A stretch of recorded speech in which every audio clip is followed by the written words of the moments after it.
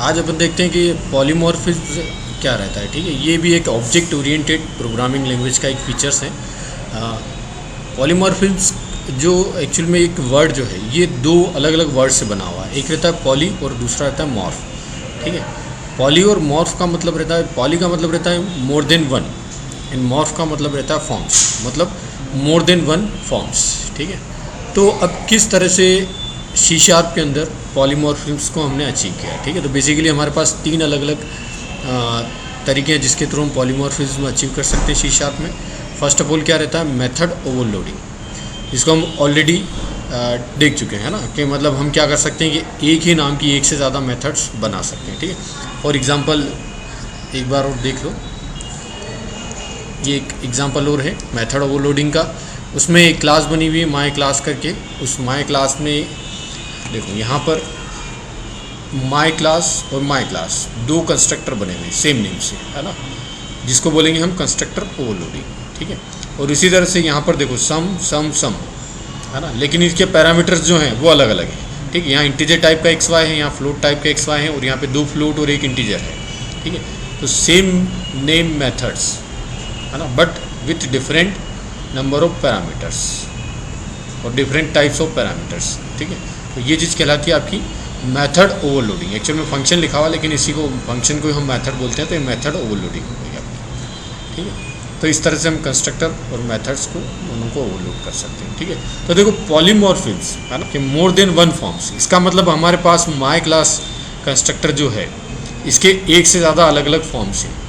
एक फॉर्म तो क्या है जिसमें 0 पैरामीटर पास करते हैं, और एक फॉर्म क्या है जिसमें हम 2 पैरामीटर पास करते हैं। सिमिलरली यहाँ पर कि सम फंक्शन जो है, उस सम फंक्शन के हमारे पास मोर देन वन फॉर्म्स है, कि एक सम, दूसरा सम, तीसरा सम। ठीक है, पहला जो सम है वो as a input 2 integer value लेता है ना, दूसरा अलग लेता है, तीसरा अलग रहता है। ठीक है, तो this is known as polymorphism, है ना, and this is also static polymorphism, है ना। पॉलीमॉर्फिज्म भी दो तरीके का होता है, कि स्टैटिक और एक डायनेमिक।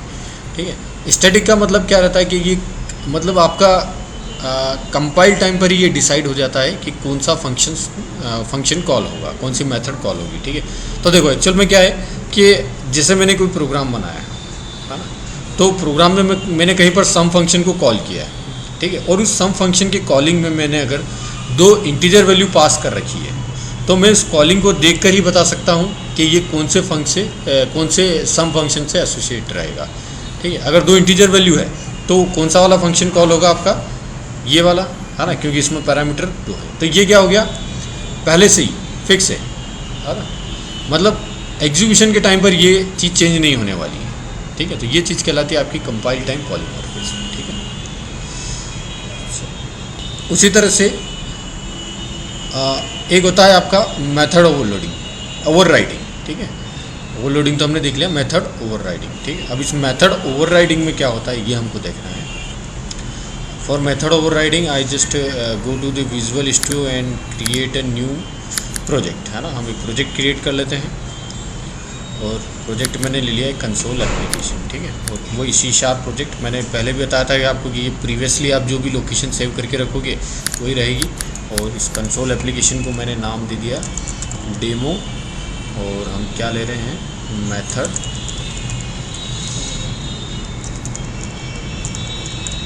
ओवरराइडिंग। ठीक है, देखो ओवरराइडिंग का सिंपल मीनिंग क्या रहता है कि ओवरराइड करना, है ना, मतलब कुछ पहले से एग्जिस्ट करता है उसको हमने मतलब रिमूव करके उसके ऊपर ही हमने कोई दूसरी चीज़ ओवरराइड कर दी। ठीक है, तो this is known as method overriding. तो मेथड्स में किस तरह से ये रहता है सी शार्प में, ये देखते हैं। ठीक है, तो ये एक सिंपल अपना प्रोग्राम क्लास है, इसको तो हम एज इट इज़ छोड़ देते हैं, हम कुछ दूसरी नई क्लासेस लेते हैं। तो मैं सॉल्यूशन एक्सप्लोरर में गया, यहाँ पर मैंने ऐड न्यू आइटम, और यहाँ से क्लास अटैक ले लेते हैं। सपोज मैंने डेमो नाम से, या फिर एक क्लास बना लेते हैं हम, किस नाम से बना, सपोज मैंने बेस नाम से क्लास बना दी। ठीक है, ये बेस क्लास बना दी मैंने, और इसी के नीचे हम एक और क्लास बना लेंगे डिराइव। अब देखो इस क्लास के अंदर मैंने एक मेथड लिखी, पब्लिक वॉइड। ठीक है, और सपोज हमने लिखा शो, है ना। अब इस शो के अंदर मैंने लिखा कंसोल डॉट राइट लाइन, और यहाँ पर लिखा मैंने शो इन बेस क्लास, ठीक है ना। एक क्लास और मैं बना रहा हूँ क्लास, और इसका नाम दे दिया मैंने डिराइव, ठीक है, डिराइव करके दे दिया, डिराइव्ड कर दिया, है ना। और इस क्लास में मैंने इनहेरिट कर लिया बेस क्लास में। उसके बाद अब इसके अंदर भी मैंने एक पब्लिक वॉइड शो नाम का एक फंक्शन बना दिया, है ना। इसमें हमने लिखा कंसोल डॉट राइट लाइन, और यहाँ मैंने लिखा कि शो इन डिराइव्ड क्लास, ठीक है। ये अपने पास पूरा एक इनहेरिटेंस का क्लास स्ट्रक्चर है, ठीक है। दोनों शो फंक्शन है ना। देखो पॉलीमॉर्फिज्म मतलब अपने पास में शो फंक्शन के दो फॉर्म्स हैं, ठीक है। अब क्या रहता है कि ये एक डिराइव क्लास है ना। इस क्लास में हमने इनहेरिट किया है बेस क्लास को, मतलब इस बेस क्लास के जितने भी फंक्शंस और फीचर्स हैं वो भी अपने डिराइव क्लास में आ जाएंगे। इसका मतलब ये शो फंक्शन जो है, ये शो फंक्शन पूरा का पूरा आपका इनहेरिट होकर किस में आ चुका है, डिराइव क्लास के अंदर। और इसमें एक और ऑलरेडी शो फंक्शन है, ठीक है। तो अब देखो, जैसे मैंने प्रोग्राम डॉट सी एस है अपने पास में, है ना, तो मेन फंक्शन है यहाँ पर, तो हम ऑब्जेक्ट बनाते हैं। तो मैंने जो डिराइव क्लास है उसका ऑब्जेक्ट बनाया, डिराइव क्लास का मैंने ऑब्जेक्ट बना दिया, suppose D equal to new derive, ठीक है। अब मैंने लिखा डी डॉट शो, ठीक है। तो अब देखो यहाँ पर केस क्या है कि इस बेस क्लास, इस डिराइव क्लास के अंदर दो शो फंक्शन है। एक शो फंक्शन तो जो यहाँ से इनहेरिट होकर आया है, और एक शो फंक्शन ये वाला है, ठीक है। तो अब कौन सा वाला शो फंक्शन आपका एग्जीक्यूट होगा, मतलब किस शो फंक्शन का आपको रिजल्ट मिलेगा, ठीक है। तो उसके लिए सपोज इसके बाद में मैंने लिख दिया कंसोल डॉट रीड लाइन, है ना। ये काहे के लिए लिखा हमने, ताकि ये आपका जो आउटपुट आए वो आपको दिखे, है ना, एटलीस्ट, ठीक है। तो इसको मैंने रन किया, तो अभी देखो हमको नहीं मालूम कि कौन सा वाला शो आने वाला है, ये आने वाला है, ये आने वाला है, ठीक है। हम देखते हैं इसको रन करके कौन सा वाला है, शो इन डिराइव क्लास। अब शो इन बेस क्लास क्यों नहीं आया, है ना, इसको स्टॉप कर दिया हमने वापस, ठीक है। अब शो इन बेस क्लास क्यों नहीं आया, क्योंकि ये जो शो फंक्शन था, ये शो फंक्शन कॉल नहीं हुआ, जो आपसे इनहेरिट होकर आया है यहाँ से बेस क्लास से, वो शो फंक्शन आपका यहाँ पर कॉल नहीं हुआ है, ठीक है। तो कॉल कौन सा हुआ आपका, डिराइव क्लास का। अब अगर मुझे वो वाला शो फंक्शन कॉल करना था, ये वाला, ठीक है, तो एक्चुअल में देखो यहाँ पर क्या मिस्टेक होगी। अब ऐसा क्यों हुआ है, क्योंकि देखो ऑब्जेक्ट एक्चुअल में किसका है, ऑब्जेक्ट में आपका एक्चुअल में किसका है, डिराइव क्लास का है ना।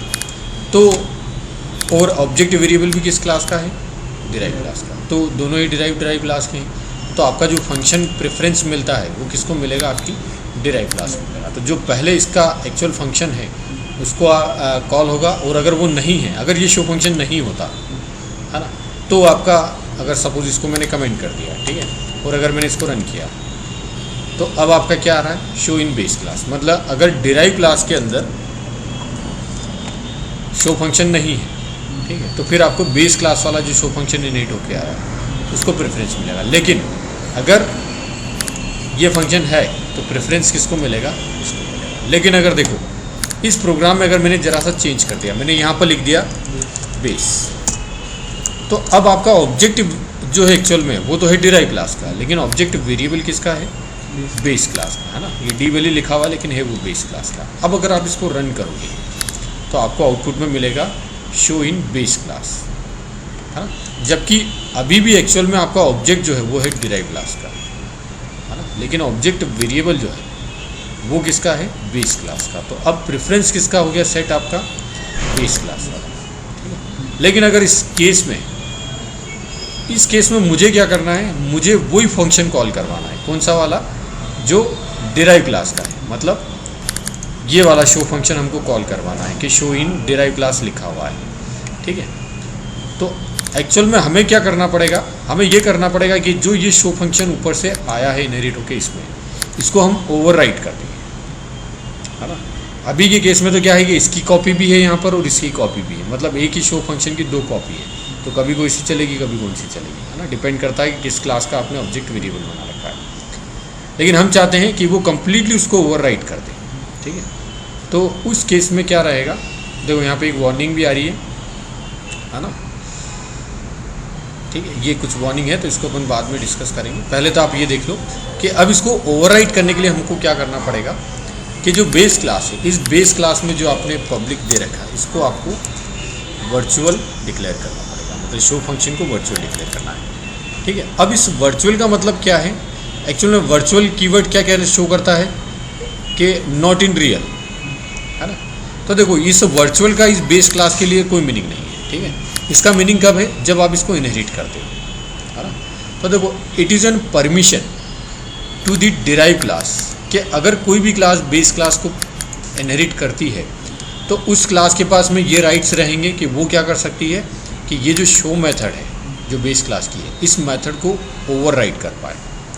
हमने वर्चुअल लिख के, मतलब इस बेस क्लास ने वर्चुअल लिख के ये ऑथोराइजेशन दे दिया है कि कोई भी अगर डिराइव क्लास इसको डिराइव लेगी, है ना, तो वो इसको ओवरराइड कर सकती है, ठीक है। अब ओवरराइड करने के लिए यहाँ पर आपको एक ओवरराइड कीवर्ड लिखना पड़ेगा, है ना। अब देखो, अब अगर मैं सिंपल ये जो बेस है इसकी जगह मैं डिराइव लिखता हूँ, ठीक है, तो भी आपका क्या होगा, शो इन डिराइव क्लास। और अगर मैंने इसकी जगह बेस लिखा है तो भी आपका शो इन डिराइव क्लास लिखा होगा, क्यों? क्योंकि अब वो शो फंक्शन जो यहाँ से इनहेरिट होके आया है वो इस क्लास में है ही नहीं, है ना, वो इसमें एग्जिस्ट ही नहीं कर रहा है। क्यों नहीं कर रहा है? क्योंकि वो वर्चुअल था, है ना, इनहेरिटेंस में उसमें वर्चुअल था, तो हमने उसको वर्चुअली इनहेरिट किया था और उसको हमने ओवरराइड कर दिया है।